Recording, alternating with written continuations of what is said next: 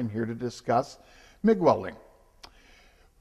When it comes to actually making a proper MIG weld, there are different techniques to be employed in handling the MIG gun. Some people like to use a drag technique, which means they'll pull the trigger on the gun once their shield is in place over their eyes, and they'll move the gun backwards like this, depositing a weld metal on the workpiece.